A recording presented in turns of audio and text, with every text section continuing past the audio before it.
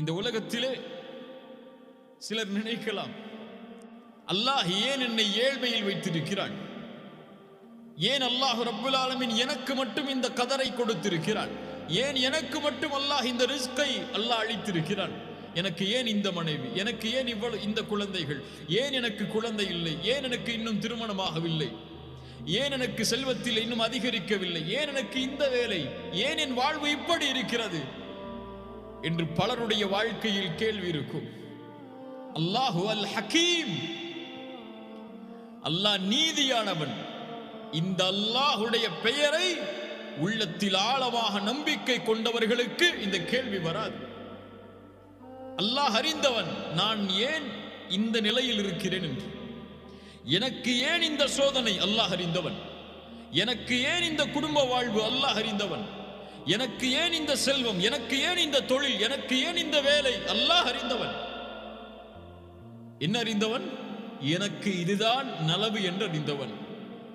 ஒருவேளை என்னை ஏழ்மையில் படைக்காமல் அல்லாஹ் செல்வத்தில் படைத்திருந்து என்னை வழிதவரச் செய்திருந்தால், அல்லாஹ் சொல்கிறான் சூரத்து ஷூரா 27வது வசனத்தில் கேளுங்கள். இந்த வசனங்களை, குர்ஆனுடைய வசனம் செவிமடுத்து கேளுங்கள். வலவ் பஸத்தல்லாஹு ரிஸ்க லிஇபாதிஹி லபகவ் ஃபில் அர்த். ஒருவேளை அந்த அடியானுக்கு அல்லாஹ் செல்வத்தை அதிகரித்து கொடுத்திருந்தால் இந்த பூமியில் குழப்பம் செய்யக்கூடியவராக, வரம்பு மீறியவராக அவர் மாறியிருப்பார். வலாக்கி யுனஸ்ஸிலு பிகதரி மா ஷா மா யஷா. அல்லாஹ் நாடியவாறு அவருக்கு அல்லாஹ் கதரை இறக்கி இருக்கிறான், அருளி இருக்கிறான். இன்னஹு பிஇபாதிஹி கபீரும் பஸீர். அவனுடைய அடியார்களை அல்லாஹ் நுட்பமாக அறிந்தவன், பார்க்கக்கூடியவன். அல்லாஹ்விற்கு தெரியும் இவன் இந்த நிலையில் இந்த செல்வத்தில் வாழ்ந்தால்தான் இந்த உலகத்திலே வரம்பு மீறாமல் எனக்கு நன்றி உள்ளவனாக இருப்பான் என்று அல் ஹக்கீம் முடிவெடுத்திருக்கிறான் நீதியாக. அதுதான் என்னுடைய வாழ்விற்கு ஏற்றது என்றும் அது நலவாகவே அமையும். அல்லாஹுடைய முடிவு ஒருபோதும் அடியார்களுக்கு தீமையாக அமையாது. அல்லாஹுடைய தேர்ந்தெடுப்பு ஒருபோதும், அல் ஹக்கீமுடைய தேர்ந்தெடுப்பு ஒருபோதும் அடியார்களுக்கு தீமை அளிக்கக்கூடியதாக அமைந்து விடாது. அல்லாஹ் சொல்கிறான் சூரத்து தௌபா, சிலர் அல்லாஹ்விற்கு வாக்கு கொடுக்கிறார்கள். லஇன் ஆதானா மின் ஃபத்லிஹி, யா அல்லாஹ் எனக்கு செல்வத்தை நீ அதிகரித்து கொடுத்தால் உன்னுடைய பாதையில் நாங்கள் செலவழிப்போம், நல்ல அடியார்களாக நாங்கள் மாறிவிடுவோம் என்று.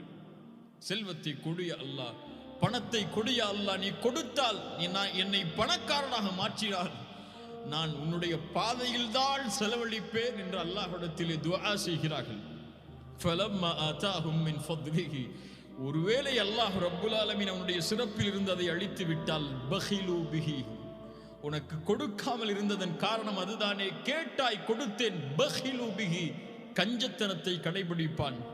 வதவல்லவ் வஹும் முஅரிதூன், அல்லாஹ்விற்கு யா அல்லாஹ் நீ கொடுத்தால் உன்னுடைய அடியார்களுக்கு கொடுப்பேன் யா அல்லாஹ் என்று கூறினான். ஆனால் அதிலிருந்து திரும்பி அவனே அதை வைத்துக் கொண்டான், வாக்கு மீறினான், புறக்கணித்தான்.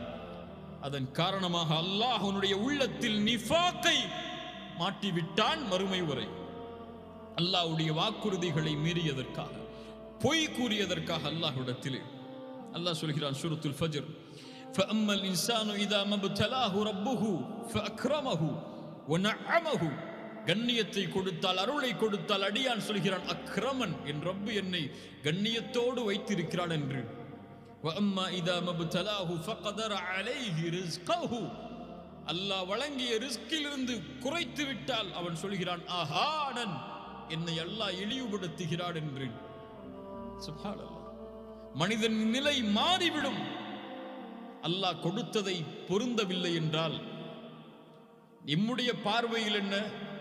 அல்லாஹ் ஏழ்மையில் வைத்திருந்தால், அல்லாஹ் எம்மை செல்வத்தில் குறைவாக வைத்திருந்தால் அல்லாஹ் என்னை சோதிக்கிறான் என்று. அல்லாஹ் எம்மை செல்வத்திலே அதிகமாக வைத்திருந்தால் அல்லாஹ் எமக்கு அருள் செய்கிறான் என்று எண்ணுகிறோம். அப்படி அல்ல. அல்லாஹுடைய விதியில் ஏழ்மை ஒரு சோதனை. அல்லாஹுடைய விதியில் ஏழ்மையை விட மேலான சோதனை செல்வம். செல்வத்தை அல்லாஹ் கொடுப்பது ஒரு ஏழையை விட மிகப்பெரிய சோதனையில் வாழ்பவர்கள் செல்வந்தவர்கள். அவருக்கு தான் ஏழையை விட அதிகமான கேள்வி. அல்லாஹ் சுகத்தை கொடுப்பதும் சோதனை தான். அல்லாஹ் நோயை கொடுப்பதும் சோதனை தான். அல்லாஹ் இந்த உலகத்திலே கல்வியை கொடுப்பதும் கல்வியை எடுப்பதும் சிறந்த ஊதியத்தை கொடுப்பதும் சிறந்த வேலையை கொடுப்பதும் சிறந்த தொழிலை கொடுப்பதும் அல்லது ஒரு குறுகிய வாழ்வாதாரத்தை ஊதியத்தை தொழிலை கொடுப்பதும் எல்லா நிலைகளும் இந்த உலகத்திலே சோதனை தான்.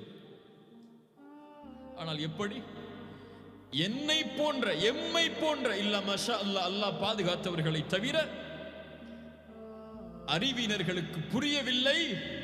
அல்லாஹுடைய ரிஸ்க், அல்லாஹுடைய முடிவு என்பது ரிஸ்கில் அல் ஹகீம். அவன் நீதியானவன். எனக்கு எது நலவோ அதைத்தான் அல்லாஹ் மரணம் வரை அமைத்திருப்பான் என்பதை அறிந்தவர் இந்த உலக வாழ்வை கொண்டு ஒருபோதும் கவலை அடைய மாட்டார். அல்லாஹுடைய அந்த ரிஸ்குடைய தன்மையை கொண்டு முழுமையானவர் அல்லாஹுவை ஒருபோதும் குறை கூடியவராக மாற மாட்டார். அல்லாஹுடைய ரிஸ்க் முடிவு செய்யப்பட்டது. அல்லாஹ் எனக்கு குழந்தையை கொடுத்தால் அல் ஹகீம், அல்ஹம்துலில்லாஹ். அல்லாஹ் குழந்தையை கொடுக்கவில்லை என்றால் அல் ஹகீம், அவனுக்கு தெரியும் ஏன் கொடுக்கவில்லை என்று.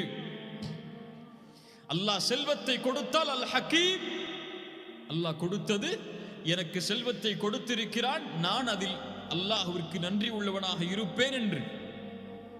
அல்லாஹ் செல்வத்தை கொடுக்கவில்லையா, அல்லாஹ்விற்கு தெரியும் எனக்கு அல்லாஹ் செல்வத்தை அதிகரித்தால் என் நிலைமை என்னவாக மாறும் என்று. அதனால் அல்லாஹ் செல்வத்தை கொடுக்கவில்லை. இந்த நம்பிக்கையில் இந்த அடிப்படையில் அல்லாஹ்வை புரிந்தவர்கள் வஅஸா அன் தக்ரஹு ஷைஅன் வஹுவ கைருல் லக்கும் வஅஸா அன் துஹிப்பு ஷைஅன் வஹுவ ஷர்ருல் லக்கும். நீங்கள் ஒன்றை விரும்புவீர்கள், அது உங்களுக்கு தீயதாக இருக்கும். ஒன்றை வெறுப்பீர்கள், அது உங்களுக்கு நலவாக இருக்கும். வல்லாஹு யஅலம். மனிதர்களை அறிந்து கொள்ளுங்கள். வல்லாஹு யஅலம்.